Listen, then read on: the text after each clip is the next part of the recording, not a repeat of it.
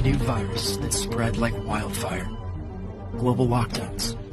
Untold economic and personal devastation. This is the familiar story of COVID-19, but it isn't the only story.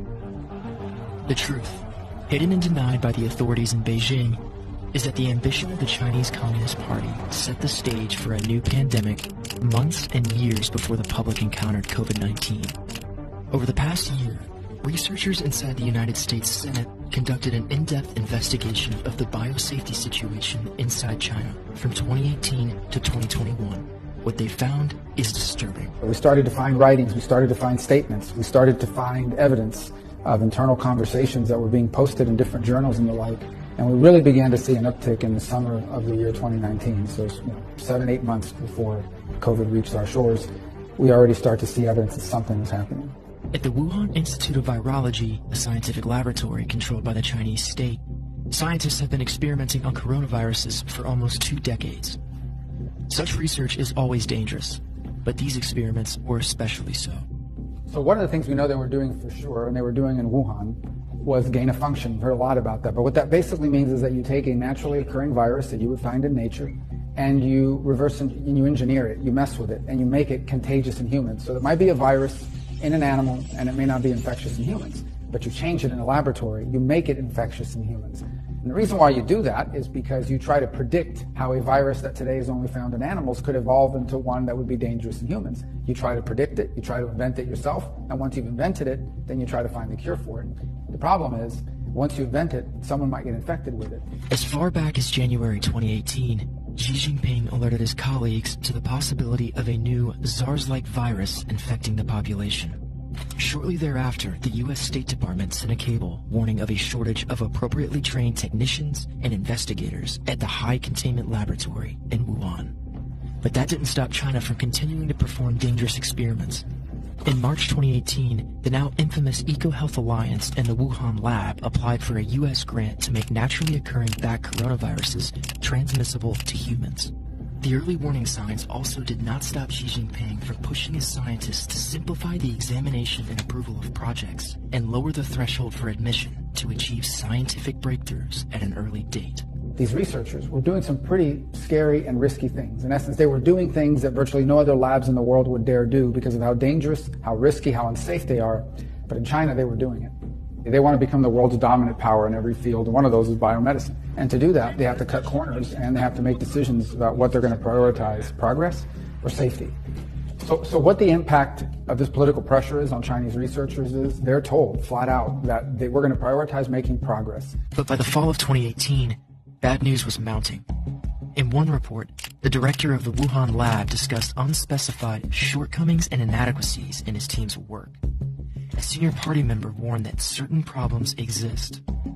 The signs are shocking, but not as shocking as what comes next.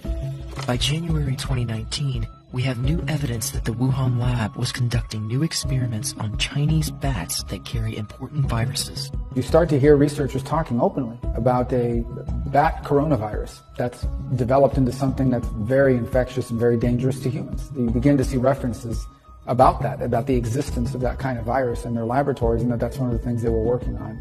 And that was sort of the beginning of this trail that really led us to a place that I think we find ourselves in today. In January 2019, Xi urged the party to be highly vigilant about black swan events. It was an ominous warning. And in February, scientists working with the People's Liberation Army, which frequently collaborated with researchers at the Wuhan lab, expressed concern that pathogens could infect experimental staffers and spread outside the laboratory.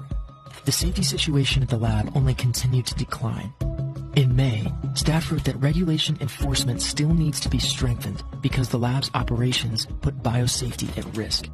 Then, in the second half of 2019, something happened. So by the summer of 2019, at this point, the documents show us that clearly something was happening. The alarm was being rung about biosecurity issues, real concern about biosafety. You start to see an increasing amount of agitation and concern on the part of various researchers and people in charge of them, like the head of their Chinese version of the CDC, that became increasingly concerned about some biosafety event that had happened or was about to happen. And we'll never know exactly for sure what it was that was happening in the summer of 2019, but it's another piece of that circumstantial evidence that starts to fill out the puzzle. In July, Xi Jinping tasked his rubber-stamped legislature with drafting a biosecurity law. Shortly afterward, the Wuhan lab requested a major maintenance and renovation project, the fourth in 1 year, in a facility less than 2 years old. Clearly, something wasn't right. By August, 2 senior scientists in China cautioned against potential pandemic pathogens that could unintentionally leak from a laboratory accident, while the leading biosafety expert at China's CDC wrote that more biosafety laws are urgently needed. That same month, local governments around China held infectious disease drills to simulate the explosive mass outbreak of a disease of unknown origin. The most ominous rehearsal came on September 18th.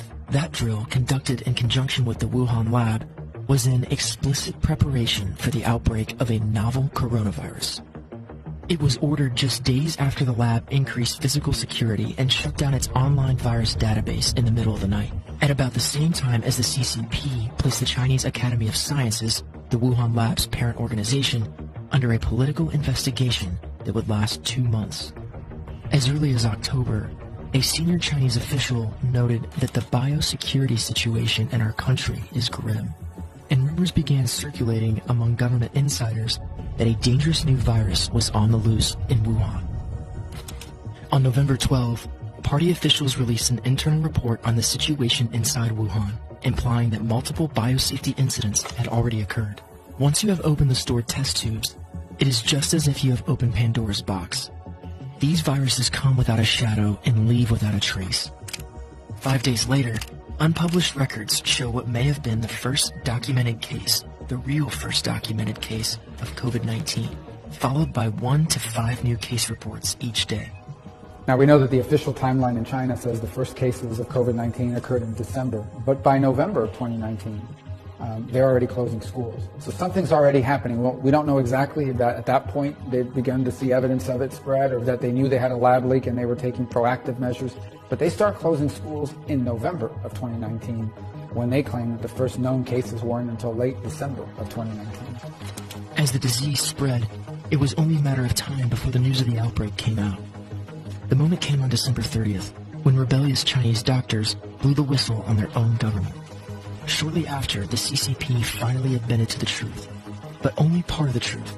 2 years later, China still refuses to reveal what really happened. The Chinese Communist Party is very sensitive to their global image. The idea that their experimentation led to the creation of a virus that has basically turned the world upside down is something they'll never be able to admit. It could threaten their hold on power internally, but it would most certainly change the world's perception towards them. So I believe there is no limits to what they are willing to do to make sure that the full story is never known. What is the true nature and origin of COVID-19? In the past 3 years, the world has suffered over 6 million deaths and over $11 trillion in economic losses related to COVID-19. We've been told that this catastrophe was an act of nature, but Chinese documents tell another story. They tell a story of reckless, power-hungry leaders who encouraged risky research in an environment that was clearly unsafe. And they tell a story of a government cover-up orchestrated to hide the possibility that COVID-19 was not naturally occurring at all, but the product of gain-of-function research in the Wuhan lab. So I'm not sure we'll ever know the entire story, but I think now we have enough pieces put together to really change the entire narrative. Whereas some were now saying in the past that the fact that it might have been naturally occurring was 50% likely and the lab leak was another 50%. I think this additional circumstantial evidence that's been gathered, which is pretty compelling and which has never been seen before, weigh heavily those odds towards something bad happened in one of these laboratories. It infected someone, they took it out into the general population, and they changed the course of history. Hopefully people will take this work and build upon it, but I do believe that these are troubling revelations. The world deserves to know the real origin of the disease that has caused so much suffering. The Chinese Communist Party must be held accountable for its lies, and we must never stop trying to uncover the truth.